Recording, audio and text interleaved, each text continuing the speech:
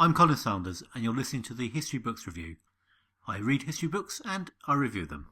Why was the Empire's response to the barbarian invasions of the middle of the 3rd century so feeble? It was largely a question of priorities. The biggest threat was perceived to come from the Persians. Put yourself in the position of Valerian. It isn't hard to see what he was thinking. Troublesome as the barbarians were, they were basically out for loot and would return to their homes when they had enough. The Persians, on the other hand, were a sophisticated, civilized people with a track record of empire building. They were ultimately intent on replacing Rome as a major power. If they invaded, they were more likely to try and hold on to what they had, and they threatened the empire's richest provinces. The Germans could wait. The Persians were the more serious danger. The crisis in the east was instigated by Sapor, a new Persian emperor who inherited his father's vendetta against the Romans and pursued it with even more vigour. Armenia was an ally of the Romans, and its king had effectively resisted Persian pressure for years. Sapor had him assassinated. The legitimate successor was an infant, so Sapor marched in and installed his own man on the post. Effectively, he had annexed Armenia, extending his own power at the direct expense of the Romans. He then went further by capturing a couple of frontier forts directly from the empire. He could not have made his intentions clearer.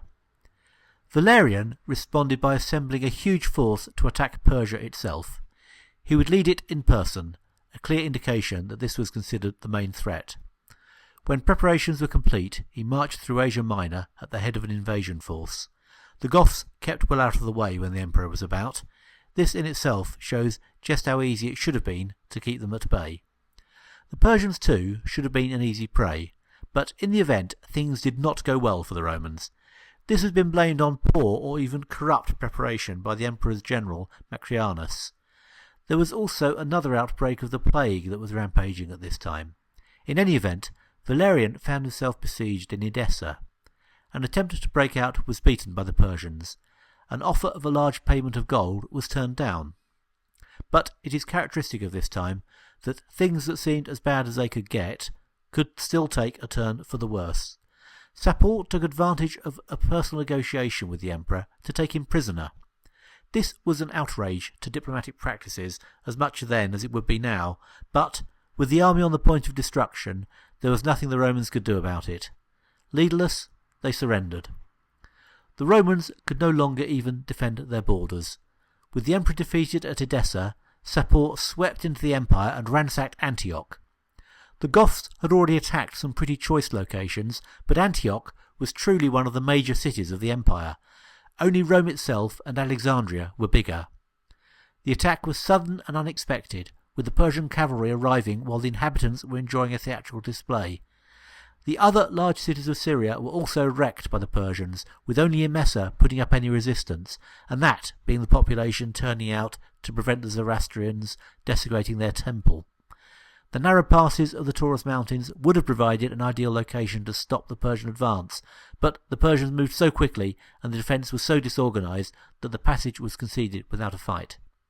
The Persians pushed deep into Asia Minor and laid siege to Caesarea. It was under the command of Demosthenes, who held out heroically until the city was betrayed, and he only escaped by fighting his way out, a very rare example of any resistance being put up. Meanwhile, one of the prominent citizens of the area now occupied by the Persians was trying to come to terms with Sapor. A local senator called Odenatus sent some lavish gifts, loaded on camels, to the potentate. These were refused, indeed thrown into a river. Personal charm wasn't really Sapor's thing. When his friendly overtures were refused, Odenatus instead raised some fighting men from the villages of Syria and at last started something resembling a fight back. In fact, Sapor was already beginning to retreat. His actions had been throughout those of an opportunist. There was little prospect of holding on to the newly conquered territory when the Romans had reorganised themselves. Instead, he was simply devastating the area with the intention of weakening the Romans and carrying off as much portable wealth as he could lay his hands on. But the harrying of his retreat by Donatus provided some crumbs of comfort to the tarnished honour of the Romans. It was probably not that significant militarily, but in a daring mission, Sapor's camp was raided and some of his treasure and a few women from his harem taken. The aim of concentrating on the defeat of Persia might have been a sensible one, but the outcome was a disaster. The emperor himself got the worst of it. Valerian was taken back to Persia, where Sapor displayed him to the people in chains. He then proceeded to use him as a step to mount his horse. Valerian died not long after his capture, but even in death the humiliation was continued. He was stuffed and put on display in a temple. Gibbon casts some doubt on whether these stories are true. They are certainly gruesome, and it would be nice to think that they were simply propaganda, but Valerian certainly was captured in an underhand and disreputable way, and he was not returned after the war, and Sapor did assassinate the King of Armenia. It doesn't seem to me that unbelievable that Sapor would be capable of other unpleasant acts. He was certainly responsible for much destruction and inhumanity in his campaign in Syria, and personally supervised it. I don't think it's a stretch of the imagination to suppose he was vindictive as well. Gallienus did not seem too concerned about the fate of his father. "I know that my father was mortal. Since he has acted as becomes a brave man, I am satisfied," was his reaction. Very stoic. He was now free to enjoy the throne alone, and seems to have done exactly that.